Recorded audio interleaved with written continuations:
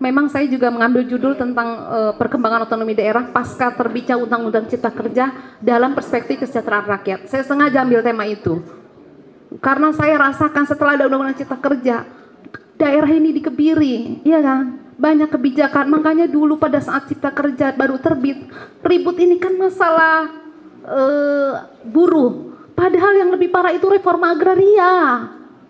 Yang lebih parah itu reforma agraria. Kalau dilihat undang-undangnya, silakan dibaca undang-undang itu. Reforma agraria yang paling parah. Dan kemarin pada saat rapat dengan Pak Menteri, saya juga sampaikan bahwa terima kasih saya bilang atas tindak lanjutnya di PIK 2 terkait masalah pagar laut. Dia juga melihat detail saya SHMKN. Wah, ini dari Banten yang punya pagar laut dan ini notaris. Iya Pak, maaf. Saya notaris, kontrol Bapak tidak hanya di luar, di dalam juga harus kontrol. BPN itu kata saya sengaja kerjaan yang harusnya 1 hari dibikin berbulan-bulan. Saya gituin Pak. Dan saya bilang teman-teman saya pun sesama PPAT, notaris saya juga notaris kebetulan. Saya bilang saya notaris di wilayah Kabupaten Serang. Banyak teman-teman itu yang berteriak karena duit lagi kerjaan itu nggak beres. Dan kedua masalah pagar laut, walaupun Bapak terima kasih sudah artinya ke Banten itu sudah sudah action perhatian, tapi saya juga agak sedikit tanda tanya, apa iya seorang kepala desa lurah punya duit 48 miliar untuk ganti rugi? Itu kan tanda tanya.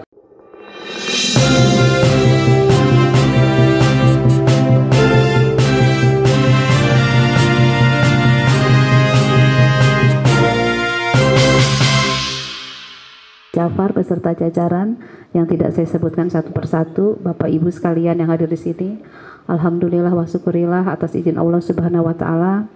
Dengan segala kesibukan di hari yang fitri ini, izinkan saya meminta maaf, mohon maaf lahir dan batin. Semoga silaturahmi kita di sini membawa berkah untuk kita semua dan melancarkan niat kita demi kebaikan masyarakat Banten maupun Indonesia.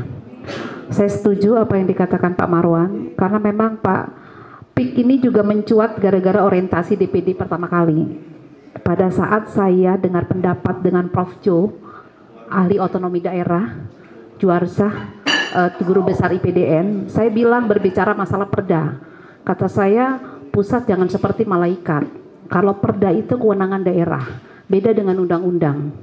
Karena kebetulan saya juga orang hukum dan saya juga kandidat dokter hukum tata negara, dan yang saya bahas juga tentang otonomi daerah, disertasi saya nanti. Jadi saya bilang ke Pak Prof. Jo pada saat itu, saya bilang perda itu sangat beda dengan undang-undang. Kalau undang-undang itu kan sekupnya mengatur Indonesia, tapi kalau daerah itu, perda itu kan mengatur muatan lokal, kearifan lokal daerah. Makanya yang saya sayangkan, kita sudah pernah ketemu ya Pak ya, waktu di DPD sini, Banten, pada tanggal 1 November ya. Sejak saya rapat dengar pendapat dengan ahli otonomi daerah itu, saya sebut PIK. Di Banten ini sedang bermasalah juga tentang PIK 2-nya. Saya share video itu, akhirnya ribut kan. Sekarang akhirnya, nah itu kan pas itu kan munculnya, pas video saya beredar itu, akhirnya PIK itu mencuat lagi. Tadinya kan sempat diam. Saya ingat sekali. Nah, pada saat orientasi pertama kali itu, karena kebetulan saya ditempatkan di Komite 1 membidangi APH, pemerintahan dan hukum, termasuk pemerintahan daerah. Itu ada di saya kewenangannya. Jadi pernah saya ungkapkan di rapat dengar pendapat pada saat itu, dan saya bilang mohon pemerintah pusat jangan seperti malaikat, karena bagaimanapun daerah itu, otonomi itu jangan sampai dilepas kepalanya, ekornya dipegangin. Jadi saya sepakat bahwa untuk kita mempunyai semangat, orang Banten harus bergerak semua, baik yang ada di legislatif di daerah maupun di pusat, termasuk saya DPD RI, ya kan Pak ya. Hanya saja ini kadang lagi-lagi eksekutif juga harus, ini pelajaran yang berharga PIK 2 ini. Ternyata RT RW-nya itu tahun 2011, pada saat bupatinya kan Pak Jaki Munandar. Artinya ini sebenarnya bukan masalah yang baru ya, sudah lama. Dan lagi-lagi kenapa gitu segitu lamanya sampai tidak ada perda yang mengatur bahwa investasi di daerah Kabupaten Tangerang tuh harusnya ada perdanya, harus membawa ikon kebantenan, atau ya mencerminkan gerbangnya paling nggak Keraton Kaibon lah, bukan naga segede itu gitu. Jadi memang kesannya kan kayak seperti di negara China ya, bukan di Banten gitu. Itu saja saya sudah, makanya saya berharap tadi Pak Musini jangan pulang dulu. Maksudnya dorong perda investasi yang ada di Banten lebih dari 5 hektar. Satu, harus membuat masjid. Kedua, harus ada Keraton Kaibon, tanda bahwa itu daerah Banten. Itu harus gitu. Kadang saya juga lagi-lagi ada hotel mewah, masjid aja nggak menyiapkan, cuma sekedar musola kecil. Itu kan gimana gitu. Padahal itu kan musola di basement, iya kan? Ya kan itu juga kan artinya mall seperti itu harus diatur dan ada perdanya. Dan memang perjuangan melawan, kita bukan melawan pemerintah ya, artinya mengoreksi lah ya. Kita mengoreksi bagaimana kebijakan pemerintah ini supaya pro rakyat dan tidak merugikan rakyat. Dan terus terang Pak Marwan, saya juga setelah rapat dengan Bapak, saya bicara langsung dengan orangnya Pak Prabowo juga. Terus saya juga rapat di subwilayah 2. Subwilayah 2 itu kebetulan koordinatornya di bawah koordinator Bu Ratu Kemas. Saya bicara, saya sangat kecewa dengan apa statement Pak Yoris pada saat itu di TV.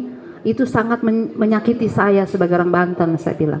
Harusnya beliau sidak di PIK 2 ajak kami yang dari DPD Banten.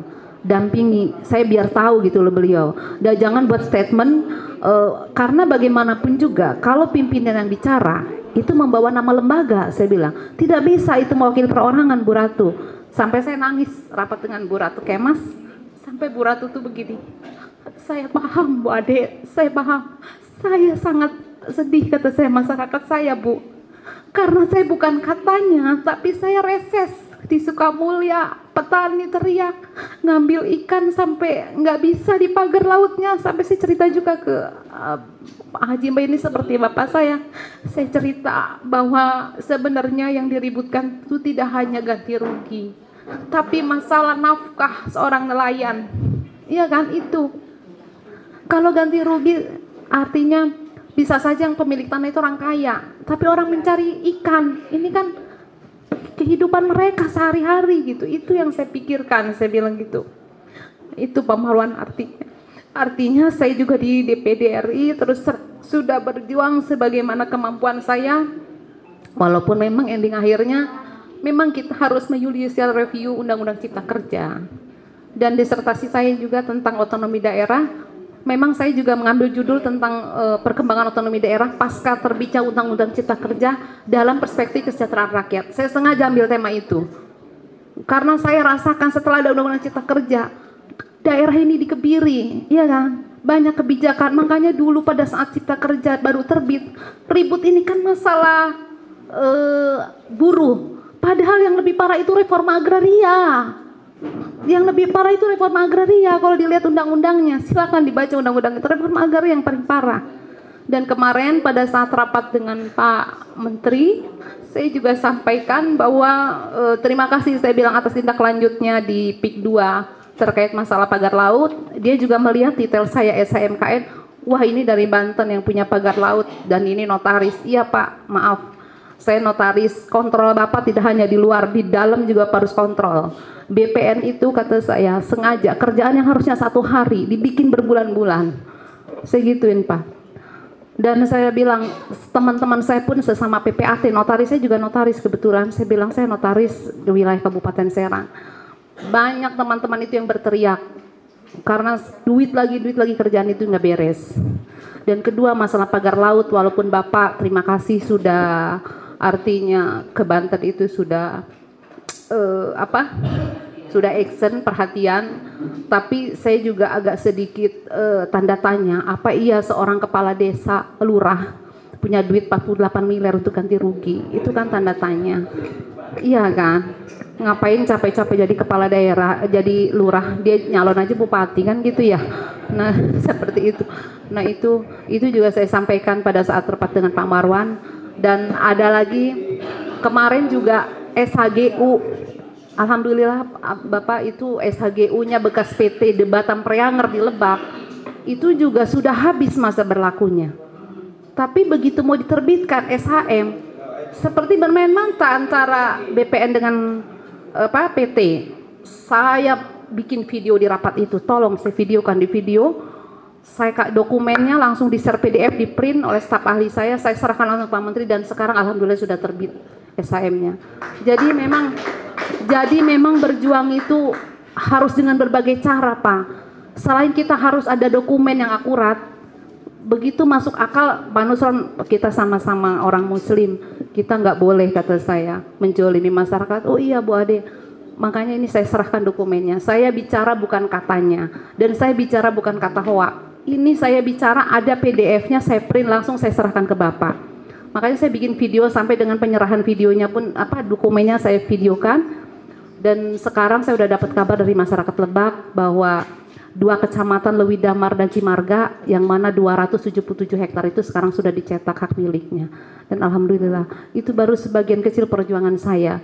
Dan untuk PIK 2 ini memang agak kita melawan orang yang punya duitnya. Ini mungkin bukan satu perusahaan, masalah ini kan konsorsium, mungkin kan ini grup besar ya, bergabung, bukan hanya Oguan aja, dari 9 naga itu mungkin juga kan bergabung di situ, sehingga susah sekali kita ini harus.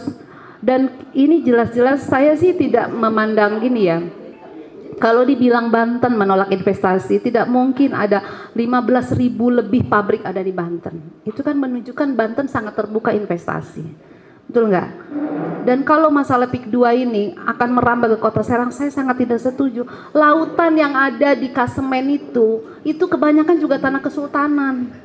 Kami ini Kota Serang sudah toleransi seperti apa lagi? Di daerah Banten Lama itu, samping masjid itu, sampingnya kelenteng, Pak. Di Masjid Agung Kota Serang, Asaurah, depannya itu gereja. Kita ini sangat toleransi tinggi gitu loh. Janganlah, itu daerah kami, mudah-mudahan gak sampai ke Kota Serang. Cukuplah Tangerang sana yang sudah jadi korban. Artinya itu kan korban lah ya. Artinya ini kan menimbulkan masalah besar. Dan sudah jelas dalam Undang-Undang Dasar, dalam konstitusi juga itu sudah melanggar konstitusi. Undang-Undang Dasar 1945 pasal 33 ayat 3 bahwa kekayaan alam yang menghidupi hajat hidup orang banyak itu kan dimiliki oleh negara, bukan dimiliki oleh sekelompok. Ini malah dipagar, kan udah jelas-jelas mengitukan konstitusi. Jadi itu Pak Marwan dan teman-teman semua dari kelompok pergerakan, terima kasih atas kepedulian Bapak-bapak, sekalipun Bapak tidak punya niat apa-apa dan mungkin bukan orang Banten asli, tapi Bapak sangat peduli dengan perjuangan orang Banten. Walaupun dinamika perjuangan PIK ini ada juga yang menyadari. Ada juga kelompok anak muda yang tadinya menolak sekarang sudah beralih ke sana. Saya tahu. Itu anaknya juga saya omel-omelin pada saat pertama kali buat demo. Saya tanya Pak Jaki, karena memasang gambar saya tanpa izin. Saya marahin juga karena saya tahu kelakuan dia. Ujung-ujungnya nanti foto kita dipasang, dianya sendiri belok ke sana kan. Saya marahin. Kamu enak aja, saya bilang, sampai saya telepon Kapolda. Itu semua Kapolda dipasang, semua dipasang sama dia. Nah ini, jadi memang dinamikanya ya itulah. Mungkin kembali ke zaman Belanda dulu. Ada juga kenil-kenil yang seperti kenil-kenil Belanda yang ke sana gitu. Ujung-ujungnya kan mereka cuma untuk meningkatkan nilai jual, demo kenceng-kenceng, ujung-ujungnya dikasih kerjaan sedikit sudah melenghoy kan gitu ya. Mudah-mudahan kita semua di sini selalu dikuatkan iman Islamnya, dikuatkan perjuangannya. Insya Allah saya sebagai orang Banten asli, kalau orang bilang saya ini jawirinya Banten, tapi saya bisa nangis di hadapan Bapak Ibu sekalian. Karena terus terang saya juga tahu bapak-bapak termasuk orang tua saya sangat lelah sekali memperjuangkan PIK 2 ini, tapi tetap seperti baru membuka tirainya saja ya, belum sampai bisa masuk ke pintunya gitu kan, hanya baru sampai ibarat jendela tuh kacanya tuh baru kebuka sedikit, baru pagar lautnya, itu pun penyelesaiannya kita nggak jelaskan seperti apa. Iya, nah mudah-mudahan kita semua di sini diberikan kekuatan, dan insya Allah saya sekuat dan semampu saya akan terus memperjuangkan untuk daerah kami dan tentunya untuk Indonesia tercinta. Terima kasih. Assalamualaikum warahmatullahi wabarakatuh.